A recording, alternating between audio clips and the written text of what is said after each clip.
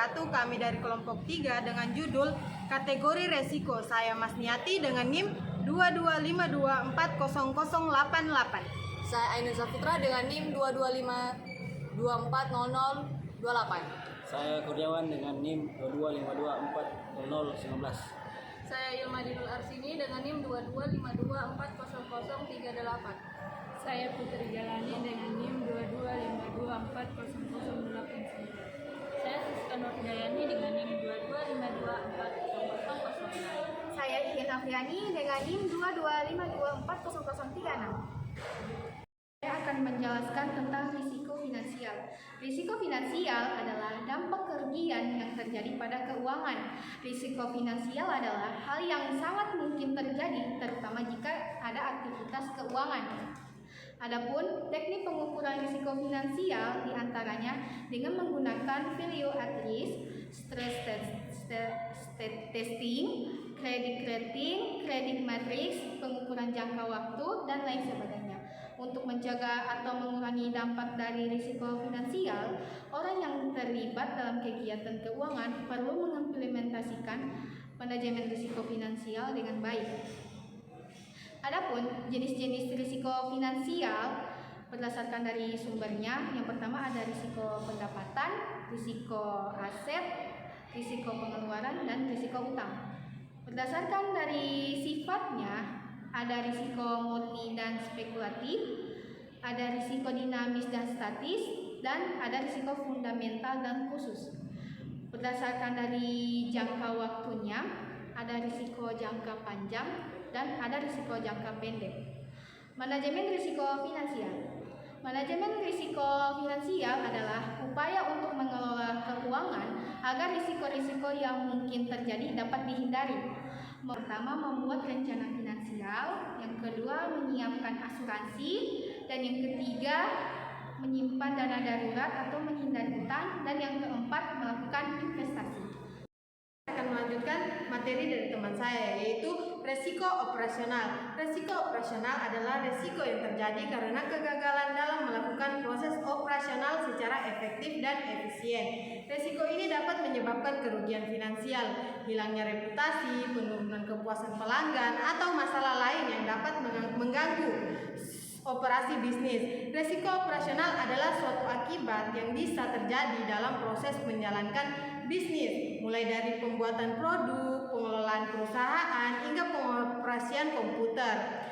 Resiko ini bisa timbul akibat adanya satu hal yang bisa mengancam kegiatan operasional bisnis. Perusahaan misalnya adalah kelalaian manusia sehingga kegagalan sistem.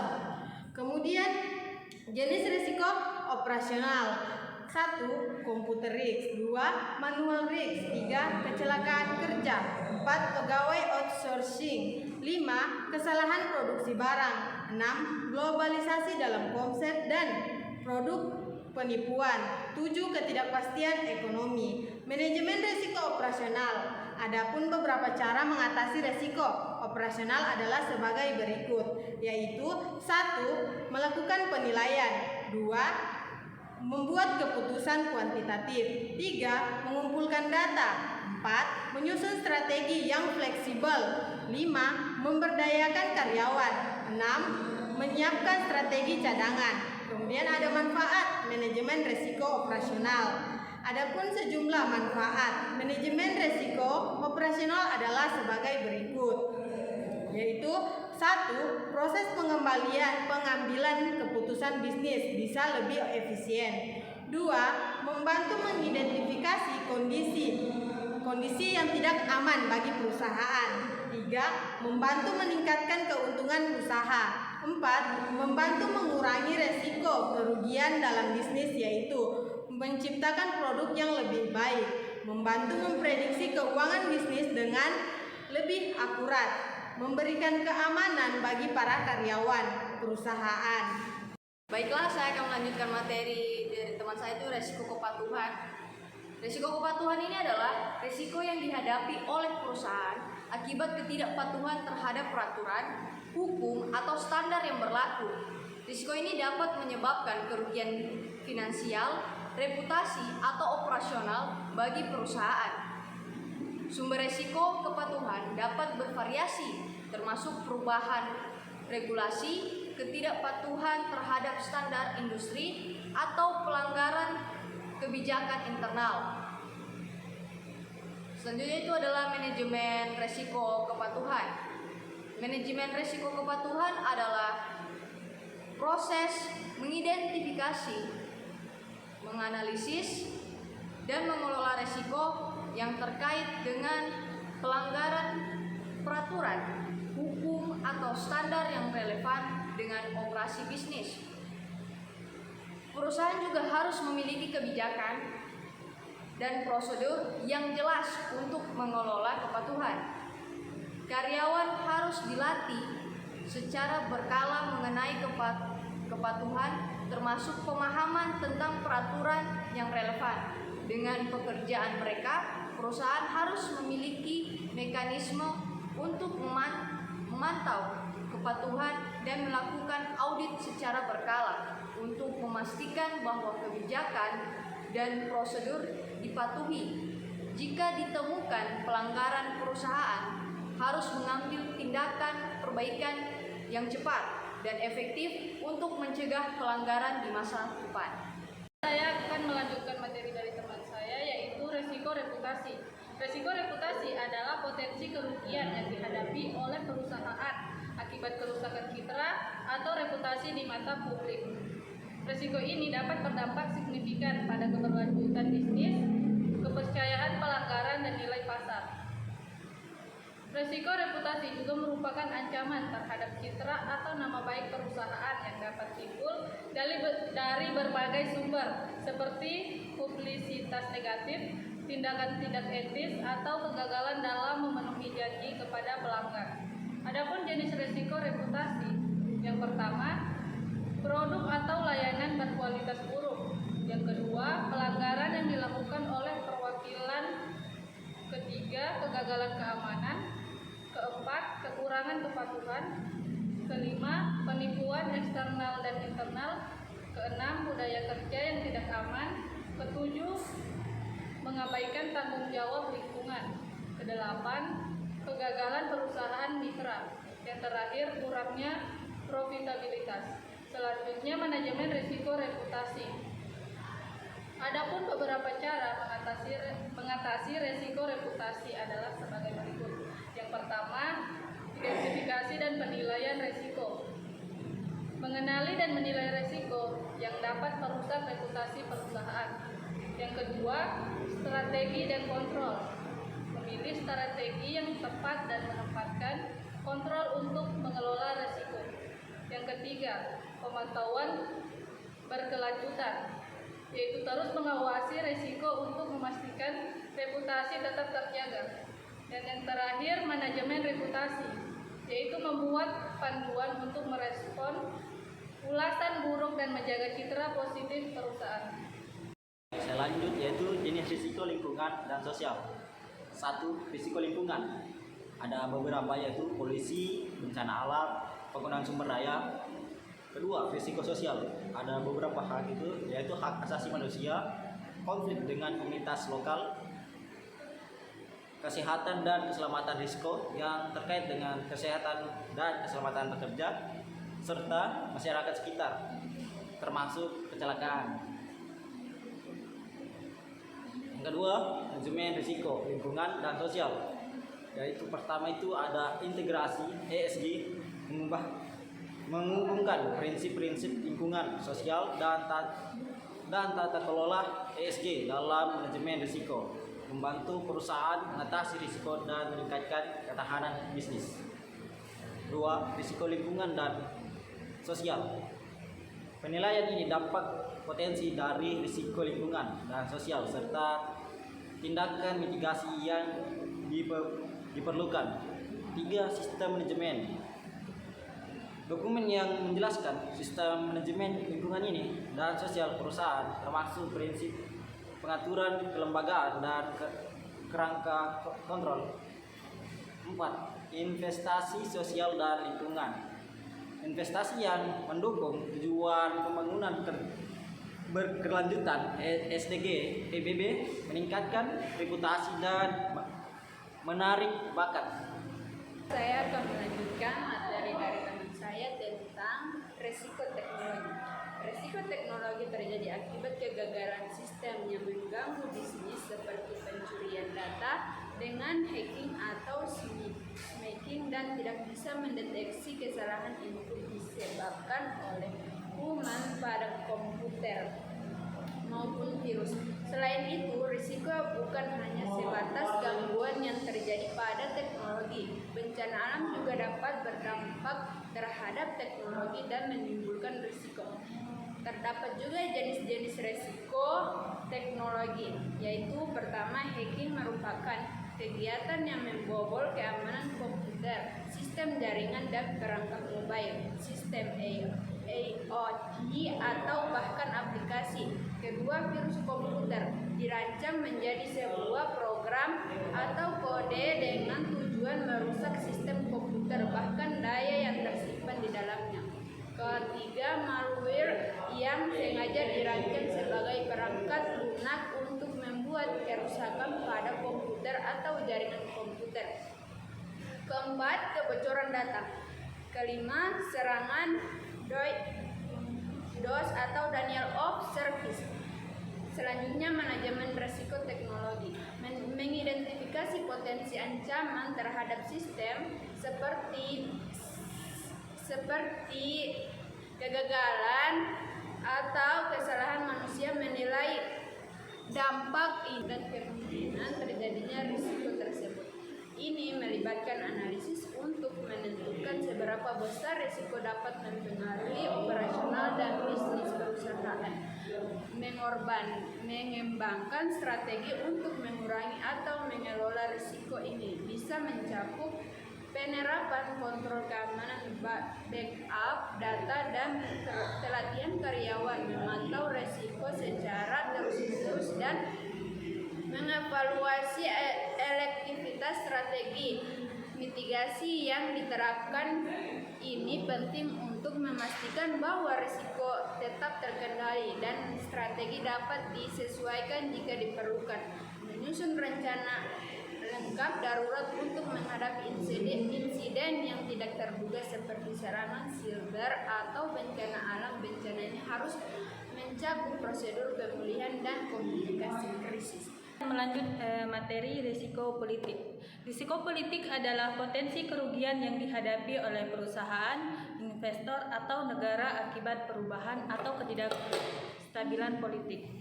Risiko politik adalah risiko yang dapat mempengaruhi hasil investasi atau operasional bisnis karena perubahan dalam pemerintahan, kebijakan atau situasi politik di suatu negara. Sumber risiko ini berasal dari berbagai sumber termasuk perubahan pemerintahan, kebijakan ekonomi, konflik, dan kerusuhan. Perubahan undang-undang serta hubungan internasional. Dampak risiko politik bisa sangat luas termasuk kerugian finansial, gangguan operasional, penurunan nilai investasi, dan kerusakan reputasi.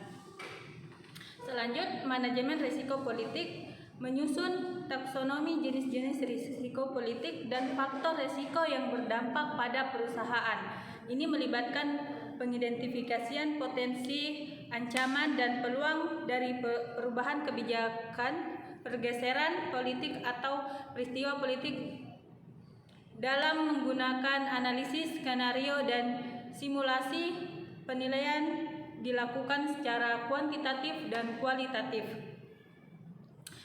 Risiko juga dapat mempengaruhi pencapaian tujuan perusahaan, pengembangan strategi untuk mengurangi atau mengelola risiko yang telah diidentifikasi dan diukur.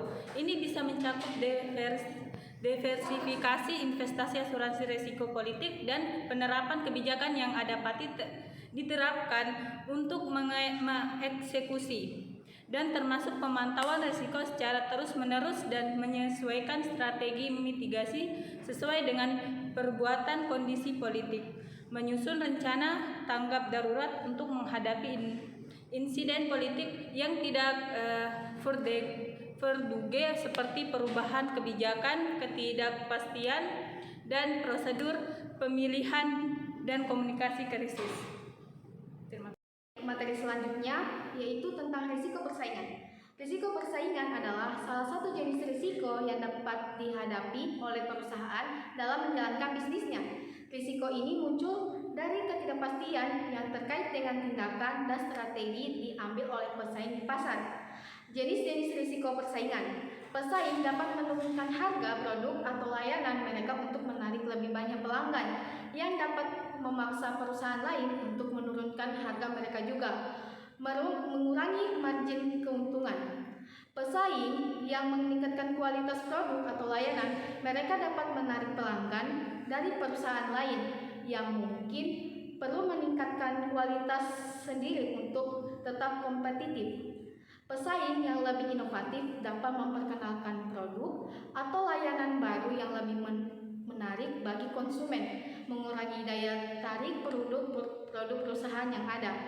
Kampanye pemasaran yang agresif oleh pesaing dapat meningkatkan visibilitas produk dan daya tarik produk mereka, mengurangi pasar mereka perusahaan lain. Pasar yang menarik seringkali menarik pemain baru yang dapat meningkatkan persaingan dan menekan margin keuntungan. Perubahan regulasi yang mempengaruhi industri dapat memberikan keuntungan atau kompetitif bagi perusahaan tertentu, tergantung pada bagaimana mereka beradaptasi dengan perubahan tersebut. Yang terakhir, risiko teknologi perkembangan. Teknologi yang cepat dapat membuat produk atau layanan yang ada menjadi usang, memaksa perusahaan untuk terus berinovasi dan berinvestasi dalam teknologi baru. Selanjutnya adalah manajemen risiko persaingan. Mengidentifikasi semua potensi risiko yang dapat timbul dari tindakan pesaing seperti penurunan harga, inovasi produk, atau kampanye pemasaran agresif. Menilai dampak dan kemungkinan terjadinya risiko tersebut ini bisa dilakukan dengan analisis SWOT atau analisis kompetitif lainnya. Mengembangkan strategi untuk mengurangi atau mengelola risiko. Ini bisa mencakup sertifikasi atau produk peningkatan kualitas layanan atau peningkatan efisiensi operasional secara terus-menerus, dan memantau lingkungan kompetitif dan mengevaluasi efektivitas strategi yang dapat diterapkan. Ini memastikan bahwa perusahaan dapat beradaptasi dengan cepat terhadap perubahan di pasar.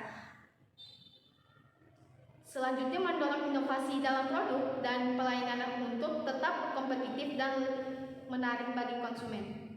Oke, materi selanjutnya dari kami tentang risiko ketidakpastian ekonomi. Risiko ketidakpastian ekonomi mengacu pada ketidakpastian yang dihadapi oleh perusahaan dan individu akibat perubahan kondisi ekonomi yang tidak terduga. Risiko ketidakpastian ekonomi mengacu pada perubahan dalam kebijakan pemerintah, seperti perubahan suku bunga, regulasi baru, dan kebijakan fiskal dapat menciptakan ketidakpastian bisnis. Selanjutnya, manajemen risiko ketidakpastian ekonomi dengan mendiversifikasi investasi sumber pendapatan perusahaan dapat mengurangi dampak negatif dan fluktuasi ekonomi pada suatu sektor tertentu. Penggunaan instrumen keuangan, instrumen seperti kontrak berjangka opsi dan swap dapat digunakan untuk melindungi perusahaan dari risiko nilai tukar, suku bunga, dan harga komoditas. Mengembangkan rencana keuangan yang dapat disesuaikan dengan cepat sesuai dengan perubahan kondisi ekonomi. Ini termasuk memiliki cadangan kas yang memadai untuk menghadapi ketidakpastian, memantau indikator ekonomi global dan tren pasar untuk menginspirasi perubahan yang dapat mempengaruhi bisnis. Ini memungkinkan untuk perusahaan mengambil tindakan proaktif sebelum dampak negatif terjadi. Menggunakan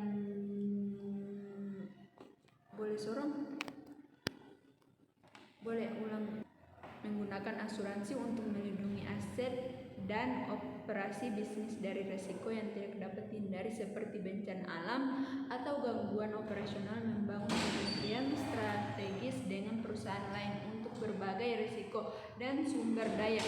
Ini dapat membantu mengurangi beban risiko pada suatu perusahaan. Baiklah, itu materi dari kami.